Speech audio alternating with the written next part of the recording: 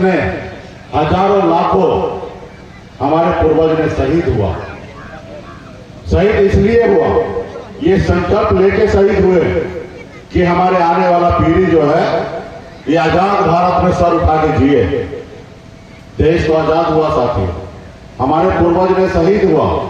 जैसे मुजफ्फरपुर में अमर शहीद जुब्बा सहनी फांसी के फंदे पे लटक गए, सिर्फ इस देश की आजादी के लिए लड़ाई लड़कर, इसलिए क्योंकि हमारे आने वाला पीढ़ी इस संसार में सर उठा के जिए, इस आजाद भारत में सर उठा के जिए।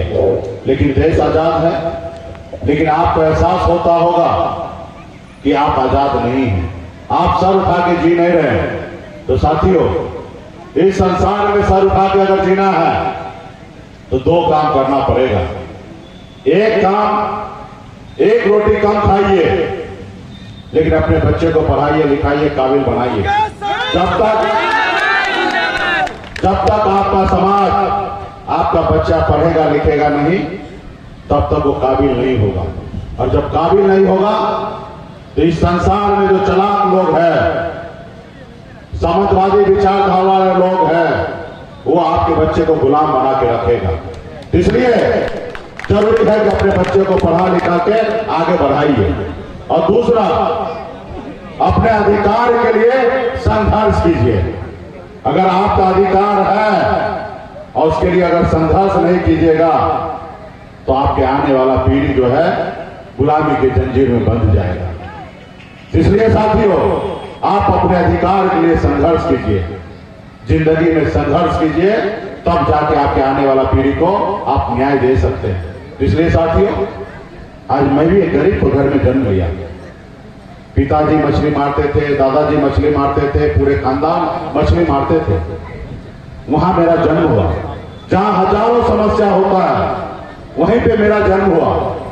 लोग गरीब रहते क्या कहते हैं कि हम क्या करेंगे, हम गरीब हैं, हम कैसे बच्चे को पढ़ाएंगे। वही जगह पे हमारा जन्म हुआ। हर तकलीफ को झेलकर माता पिता ने कुछ पढ़ाई करवाया।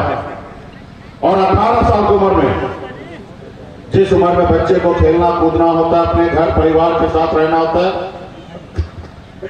अपने दोस्त यार के साथ रहना होता है, अपने रिश्तेदार के साथ होना होता है, उस उम्र में गांव को छोड़कर मुंबई जैसे शहर गया, मेहनत किया, मजदूरी किया। मात्र 30 रुपया रोज में मजदूरी करता था, 900 रुपये महीने पे मजदूरी करता था। लेकिन मुंबई जैसे शहर में संघर्ष के बदौलत, मेहनत के बदौलत हमने वहां पे कामयाबी की बुलंदी को हमने चूमा। ये काम आप भी कर सकते हैं, सिर्फ जरूरी है सही तरीके से मेहनत करना, संघर्ष करना। इसलिए साथियों, आज बिहार में हम आए तो हमने देखा लोग चांद पे घर बनाने के सोच रहा है, लेकिन इस आजाद भारत में आज भी हमारे लोगों को, मछुआरा समाज को रहने के लिए घर नहीं है। आज भी हमारे बच्चे इलाज के अभाव में दम तोड़ दे रहे हैं। आज भी हमारे बच्चे शिक्षा ग्रहण नहीं कर पाते क्योंकि गरीबी में वो लाचार है, क्योंकि उसके माता पिता उसको खाना खिलाएंगे कि बच्चे को पढ़ाएंगे। तो साथियों, इसको बदलाव कैसे लाना है, इसके लिए संघर्ष करना पड़ेगा। ये जो आजाद भारत है, ये आपका हमारा है। हमारे पूर्वज ने देश की आजादी के लिए शहीद हुआ है।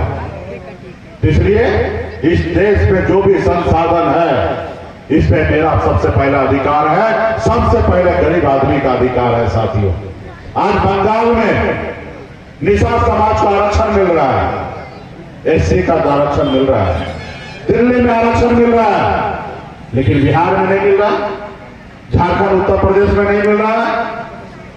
तो साथियों, एक गुनहगार तो वो है जिन्होंने हमारा अधिकार हमको नहीं दिया, और एक गुनहगार हम भी हैं कि हम अपने अधिकार के लिए संघर्ष नहीं किए, लड़ाई नहीं लड़े। अगर हम अपने अधिकार के लिए संघर्ष करते तो आज ऐसा दिन नहीं होता। आज हमको आरक्षण मिल गया रहता, आज हमारे लिए अलग से एक्ट होता, अलग से हमारे लिए व्यवस्था होता। आज हमारे बिहार में एक निषाद का बेटा कलेक्टर कम से कम होता। आज यूपी, बिहार, झारखंड में घूम जाइए, एक भी निषाद का बेटा कलेक्टर नहीं है। तो इसके लिए आज हमारे पूर्वज अगर सही तरीके से लड़ाई लड़ता तो हमें आरक्षण मिलता। आप बताइए ना, ये देश एक है, देश एक संविधान से चलती है, देश को चलाने वाला माननीय प्रधानमंत्री एक है, गृह मंत्री एक है, फिर हमारे साथ भेदभाव क्यों हो रहा है? जब हमारे एक भाई को आरक्षण है तो एक भाई को क्यों नहीं?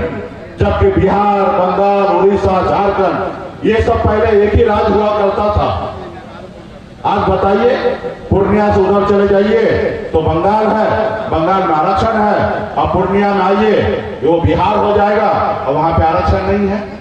तो ये कहीं ना कहीं सरकार के हाथ में पट्टी है, भारत सरकार के हाथ में पट्टी है, वो देख नहीं पा रहा है।